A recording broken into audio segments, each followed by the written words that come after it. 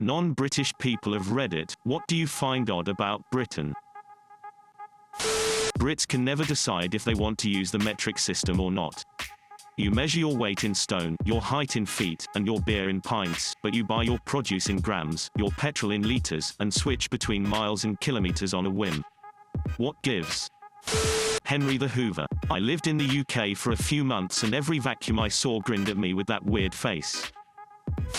Went to London for the first time a couple years ago. Had several people say hello with, "Hey, you alright?" Which made really self-conscious until I realized it was like, "Hey, how are you?" Quote. The constant battle for who can self-deprecate the most. Replying brilliant after every comment.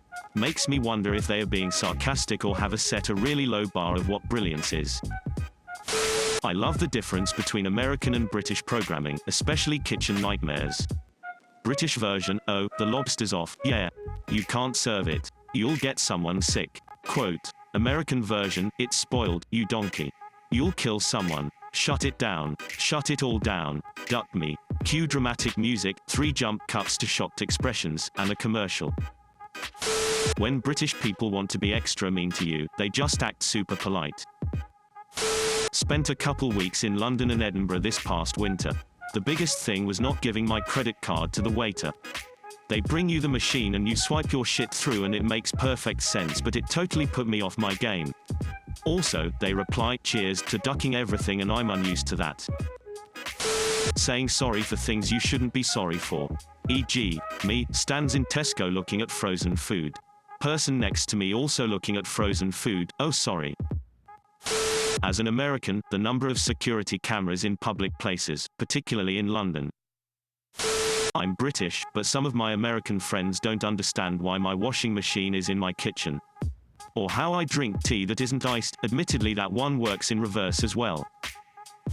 The astonishing number of Indian restaurants all across the United Kingdom. Saying alright as a greeting. At first I didn't know how to react. I was like, "Yeah, I'm fine, mate. Got a problem?" Recently moved to England from the US, San Diego, and have been here for about a year and a half. Some weird ones. "Alright, mate. Yay, dude, does it look like something's wrong?" Fanny pack is not the term here. Frigid does not mean cold. My English wife still laughs at that one. The tribalism in the England alone, never mind the whole UK. Liverpool to Manchester is a 45-minute drive from each other and they have completely different accents and cultures. Over in Yorkshire it's again completely different. London is a different world, the Midlands is another whole thing. And they all appear to hate each other. As an American it's amazing to study. Why everyone over there thinks I have an Uncle Bob. What is up with that nasty fake tan bullshit? No air conditioning is pretty weird for an American. Trains that work. Massive prices in central London. Their drinking culture. So when I travel in Thailand there are always these chubby girls dressed in spandex club dresses and covered in purple makeup. The British. I think it's odd that your entire country is roughly the same size as the US state I live in, yet whenever I see pics of England there's all this open space, hills and country roads and wee villages that look lost in time, and you're still a major world power. Why the duck everybody drinks so goddamn much? Once I turned up at a Spoons before 9 AM trying to get some breakfast. Big line outside. Door opens and I'm the only one to get food. WTF. When Brits say, "You wanna go for a drink?" Quote. American translation, literally 1 drink. British meaning, 10 pints, kebab and a souvenir traffic cone. That they take the dress-up codes very serious. Like legit you'll get turned away at the door if you're too casual. Not necessarily quirky in the sense that you probably meant with this question, but I find it a bit surreal that such a small island was able to have such a wide-ranging and expansive empire at their height. It sort of feels like if the residents of Rhode Island somehow found a way to conquer and govern all of the US and Canada. Just did 2 weeks in the UK. To me, the things that seemed the oddest were actually improvements over Canadian culture. Kids and dogs can go to pubs, cashiers at grocery stores get to sit down, roundabouts everywhere. Spaniard here, why do you keep jumping from our balconies? I never quite realized it till I went there, but tea is the cure-all, end-all for any situation. You didn't get into the college you want. Here, have some tea. You're a little groggy. Have some tea. Your arm's been logged off. Let's get you some tea. Why? I'm Australian and find it weird that Christmas is a huge day for TV ratings. Series often have Christmas special that is a really big deal, and evening soap operas have big events, and which soap gets the highest ratings is a big deal. Even though it is warmer here, in the evening we're usually inside and sometimes do retire to the living room. At my family events we might watch a Christmas movie or maybe something funny. We'd never dream of watching a soap or a TV drama. Also, the #1 song at Christmas is important. Here in Australia we couldn't care less what song is #1 on Christmas Day. The popularity of ketamine. Place names. I don't mean Coxwallop or whatever crude rural towns they have, I mean shit like Stratford-upon-Avon. When I go to the Dictionary of English place names, the very first thing that pops out to me is called Abbots Kerswell. Also among the A's is A Flat Kettleby, Angmering, Three Arlingtons, A Rehearnaben and Askham in Furness. Going all the way to the end of the list, we see that the final name starting with Y is #Ustumthloinath.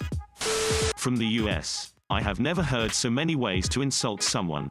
Bell end, knobhead, nonce, pedo, plampart, SP. Edit, plant plot, mardy cunt, slag, yard donut. Also an extensive list. I've heard of things you'd rather do than what's been suggested. I'd rather shit in me hands and clap. I'd rather circumcise myself with a butter knife. I'd rather watch my mum give birth.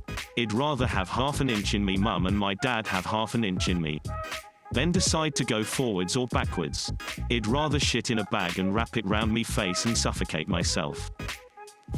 The amount of culinary shows on TV. Roadmen. The way that everyone's waiting his turn to take the bus. You guys are too civilized. Not necessarily odd, but I love how there are charity shops everywhere. Gotta love getting a bargain on books. As a Swede you would always listen and answer on a questions out of politeness, such as, "Hello, how are you?" Quote, "Hello, I'm fine, thank you for asking, and how are you?" Quote, quote, "Fine as well. Well, see you later." Quote, as a Brit you would, out of politeness, always ask how that person are, but without any need to listen to the answer and get the question back and answer too. That was shocking to me first. Not caring if you have something in common. When I was in grad school, I worked with a British guy and went to school with a different British guy and was like, "Hey, you are the only two British guys in this area you would want to meet." When I brought it up to each of them, they both said, "Duck that guy. What's he doing in my American town?" Quote, if I was in Britain I would be so thrilled to meet another American. Same with people from my state or town. There's an immediate connection. I'm from Norway and I've lived in London for 3 years. I lost my voice last year, it was gone for a week, and it struck me how much you talk to strangers here out of politeness. People must have thought I was so rude for not saying sorry whenever I walked too close to another customer in a grocery shop that week. I've picked up the habit of saying sorry to everything. I once said sorry to a chair. As a British person, I'm going to let you guys in on a secret. The more polite we are, the more we hate you. Calling someone a cunt can be the most endearing term amongst friends. Honestly, the best thing I ever heard was a black mate of mine tell an American mate, "Don't call me African American, I'm from Ducking London." That their summer break is 6 to 8 weeks. The passive aggressiveness, "It was so nice to meet you," can be an insult depending on tone. "What do you think of the weather?" can mean, "Stop talking to me." If you like it and want to see more, please like the video and subscribe.